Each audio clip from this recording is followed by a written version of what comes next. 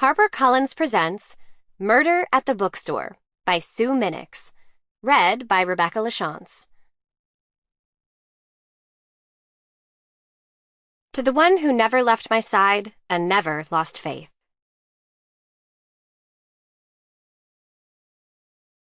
Chapter 1.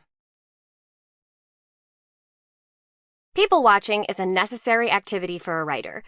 I gazed out the bookstore's window and studied the passers-by, their movements, their interactions, the expressions on their faces. Are they potential characters? Victims, perhaps? Better yet, killers. Either way, after 2 hours plastered to the chair, I squirmed like a kindergartner ready for a nap. Pins and needles, brought on by immobility, constituted cruel and unusual punishment, an appropriate sacrifice to the writing gods. Too bad they weren't appeased today, or yesterday, for that matter. The letters on my laptop screen merged, separated, and merged again. The cursor at the end of the last sentence flashed and mocked. Elusive words disappeared into my swampy brain as quickly as will-o'-the-wisps. The grandfather clock chimed 12, while the Davenport twins stared at the twisted limbs and oddly angled head of their father, splayed face down on the living room oriental rug. Everyone loved the twins in Double Trouble, and now I had to come up with a sequel to the smash hit. No point in a successful first novel if you couldn't write a second. However, unlike this one, that book wrote itself. A volcano of words erupted whenever my fingertips touched the keyboard. Turning points and plot twists flowed like lava down a mountainside. Characters swirled through the air like ash and settled in perfect proportions, all of which left me with an agent and a contract for a second book that refused to allow me to write it. So, what now? How would each of my teenage detectives react?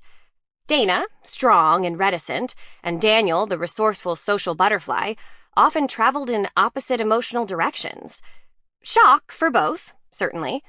Perhaps anger for Dana and tears for Daniel? Perhaps not. Too cliched. What if Daniel called for help while Dana checked for a pulse? Only Victor wore the blank stare of death. Okay, call the police, skip the pulse check. Done. Next? Jennifer Marie Dawson. I snapped my head toward the voice. Aletha's unblemished dark brown skin highlighted her flawless white smile. What? Geez, you scared me. Furthermore, I told you my middle name because you asked, not so you could use it, Aletha Louise Cunningham. In a display of coordination I'd never even experienced in my dreams, she settled with a dancer's poise into the seat opposite me and placed a cardboard cup of coffee on the table. Here's another round. Cream, 2 sugars, the way you like it. I hefted it toward my lips, and the picture that always made me smile caught my eye. Aletha in an oversized wingback chair with a tiger-striped kitten asleep in her lap and an open copy of To Kill a Mockingbird in her hands. Ravenous readers in cloud letters floated above her head and, below, books make the best friends. Thank you, you're a lifesaver. Steam tickled my nose, and just one small sip instantly warmed me all the way down. Perfect. Aletha motioned toward my laptop. How's it coming? It's not. Mental pause has commandeered my brain. Oh, please, Jen. You're only 28. Maybe, but they're dog years. I waggled my eyebrows, along with an imaginary cigar. What's that supposed to be?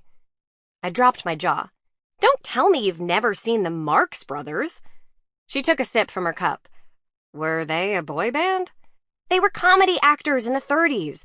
Every time one of their movies came on TCM, Gary made me watch with him. Aletha wrinkled her nose. Sounds awful. I'm 10 years older than you and never heard of them. Your stepfather was mean. It wasn't so bad. Nothing like a little monkey business. After a while, the old shows he loved grew on me. Besides, the positive time we spent together made it worthwhile.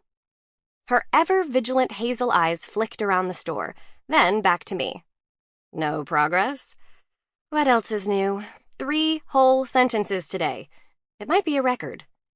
3 Sample complete. Ready to continue?